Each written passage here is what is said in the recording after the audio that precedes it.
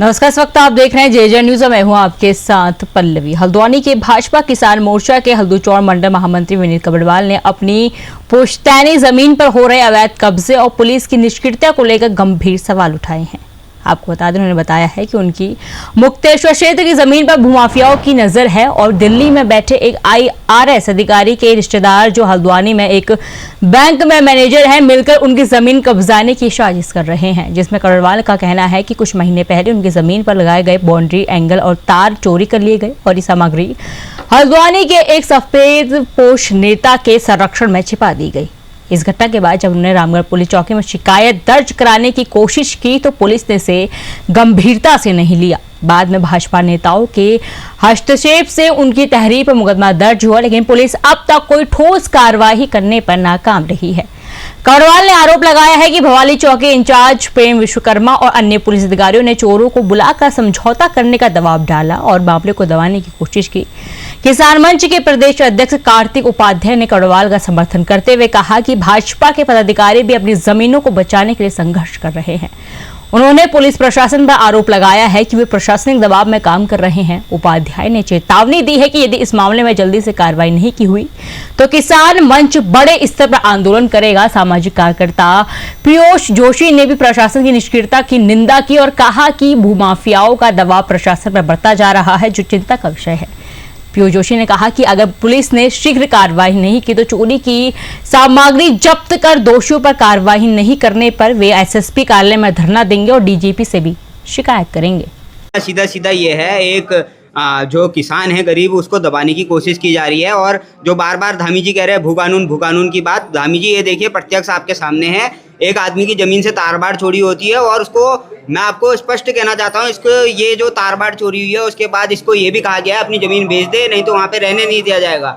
ये यहाँ पर दबाव में ये बातें कह नहीं पा रहे होंगे, मगर हम खुलकर ये कह रहे हैं जो भी वो भूमाफिया हैं, वो जो अगर इस प्रकार से दबाव बनाकर अगर प्रशासन के कुछ लोग हैं, कुछ एक IRS अधिकारी है, पूरा आज शासन प्रशासन के लोग जो IRS IAS लॉबी हैं, ये मिलकर जो है भूकानून ना लाकर आज प्रदेश में जो ऐसे किसान हैं उनको दबाने का काम कर रहे हैं और उनको दबाकर उनकी ज़मीनें जबरन सस्ती रेटों में खरीदकर उनमें अवैध रूप से जो है बिल्डिंगें बनाकर होटल बनाकर ये कार्य करने का उत्तराखंड में काम कर रहे हैं। इसको हम बिल्कुल बर्दाश्त नहीं करेंगे और SSP साहब नैनीताल से हम साफ शब्दों में ये कहना चाहते हैं कि आप इस पर तत्काल कार्रवाई करें और जो भी इसमें संलिप्त लोग हैं, चाहे वो किसी IRS के हों, मुख्यमंत्री के खुद के रिश्तेदार हो, उनको आप पकड़िए और अगर आप नहीं पकड़ेंगे तो बहुत जल्द आपके SSP कार्यालय का कुछ करेंगे, फिर नहीं तो DIG साहब के वहाँ जाएंगे। और DGP साहब से भी हम साफ शब्दों में कहना चाहते हैं, पुलिस बेलगाम हो रही है।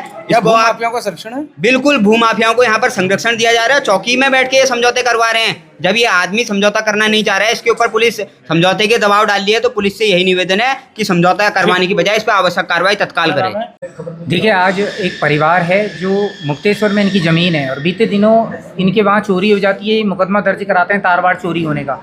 लेकिन जो नैनीताल जनपद की पुलिस है वो कहीं ना कहीं दबाव में काम कर रही है। 1 महीना हो गया, अब तक सामान का पता नहीं चलना कि आगे तारबाड़ कहाँ गई है, बड़े प्रश्न चिन्ह पुलिस पे खड़े करता है। तो ये मैं आंदोलन के बीच मेरे पास पहुँचे थे, उसको लेकर आज हमने आप सभी के माध्यम से एक संदेश में धामी सरकार को देना चाहता हूँ, नैनीताल जनपद की पुलिस को देना चाहता हूँ कि तत्काल इसको संज्ञान में लीजिए। आप लोगों के माध्यम से संदेश पहुंचाना चाहता हूं कि उत्तराखंड पुलिस किसी भी भूमाफिया के दबाव में काम ना करे और किसी भी अधिकारी के दबाव में काम ना करे। ये उत्तराखंड किसानों की जो संपत्ति है, सरकार आज तक इसकी काउंटिंग तो कर नहीं पाई है, लेकिन इस तरीके से उत्तराखंड के मूल निवासियों की जमीन छीनने का जो प्रयास कर रहा है, इसे किसी हाल में बर्दाश्त नहीं किया जाएगा। एक चोरी का मामला है जो कि मैं अभी इसमें मुकदमा बड़ी मुश्किल से, पहले तो मुझे 13 दिन में मेरी FIR दर्ज होती है, बहुत अथक प्रयास करने के बाद।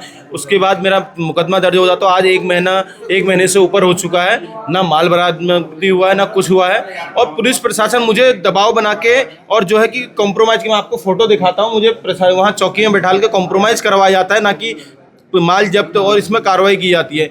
और मैं जब प्रशासन से एक चीज़ और पूछना चाहता हूँ कि प्रशासन बार बार मेरे से घर होने का, मेरी ज़मीन होने का सबूत मांगता है। मैं सबूत तो दे चुका हूँ, मैं CO भवाली साहब को भी दे चुका हूँ, सबको दे चुका हूँ जितना मेरे पास सबूत है। और मेरे से बार बार ये पूछा जाता है कि ये ज़मीन तुम्हारी है नहीं, तो मतलब बार बार क्यों किया जाता है, मुझे ये समझ आया। और रही बात क्या कहते हैं, ये काम रेवेन्यू विभाग का है। पहली बात तो कि ज़मीन किसकी है, क्या है, मैं वहाँ काबिज हूँ, सब कुछ है, मेरा है, तो मैं चोरी से भटका के मामले को दूसरी ओर ले जाना चाह रहा है। मैं इसमें चाहता हूँ इसमें कार्रवाई हो और मेरा माल जब्त है, माल जो इनने चोरी किया हुआ माल जब्त हो और इसमें बहुत कार्रवाई हो, क्योंकि और इसमें जो एसआई गोविंदी टमटा जी को बताया गया है कि माल ब्रजलाल हॉस्पिटल के सामने किसी संस्था का नाम लिया वहाँ डाला गया है, जो गाड़ी वालों ने बताया है। और इसमें जो एक संलिप्त है हल्द्वानी के महिंद्रा कोटक बैंक के कोई कार्यरत हैं, वो भी संलिप्त हैं। इसमें 2 लोग हैं और इसमें थार आई है इनकी। उस थार की मेरे पास भी वीडियो नहीं है, थार भी आई, वो फोटो नहीं है, था उसकी भी दूंगा। थार में आए हुए हैं ये लोग, इसमें संलिप्त हैं। कि हमारी ग्राम सतौली पट्टी, ब्लॉक रामगढ़, तहसील और जिला नैनीताल में एक पैतृक ज़मीन है जो दादा परदादों से चली आ रही थी। दादा की डेथ के बाद 96 में मेरे पापा चाचा लोगों के संयुक्त नाम से आई। उसके बाद उसमें 176 की प्रक्रिया के तहत 2012 में हमारे कुर्रे बंटवारे हुए और जो पुरानी दादा के समय की हल्की तार बाड़ थी उसे हमने उस समय और ज़रा सा मजबूत किया। नहीं, वो भी हल्की थी उस समय के हिसाब से, क्योंकि वहाँ उस समय लोगों के, बाहर के लोगों का आवागमन नहीं था। अब जब लोगों का आवागमन बढ़ा तो इस बार हमने उस तार बाड़ को और मजबूत करना चाहा, मतलब लकड़ी की जगह लोहे के एंगल लगाने चाहे और उन्हीं तारों को मजबूत करना चाहा। तो ये प्रक्रिया हमारे अपना मार्च से जनवरी फरवरी के आसपास से हमने चालू कर दी थी, उसमें एंगल वगैरह लगाने। कौन दबाव दे रहा है आपको? हैं? तो वहाँ एक पक्ष ने 25 सितंबर को चोरी किया, जो 25 लोगों को 2 वाहनों में लेकर हल्द्वानी से गया था। कौन था वो?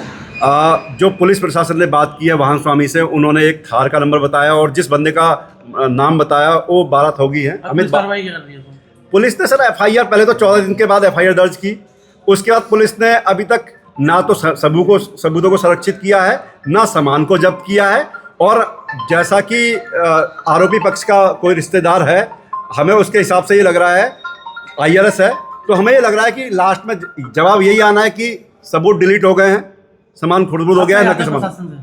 हम तो ये चाह रहे हैं हमें हमारा सामान जब्त किया जाए और दोषी। तो खास रिपोर्ट तैयार की थी आपके लिए हमारे संवाददाता दीपक अधिकारी ने। फिलहाल इस रिपोर्ट में इतना ही। ऐसी ही तमाम खबरें देखने के लिए देखते रहिए जेजे न्यूज। धन्यवाद।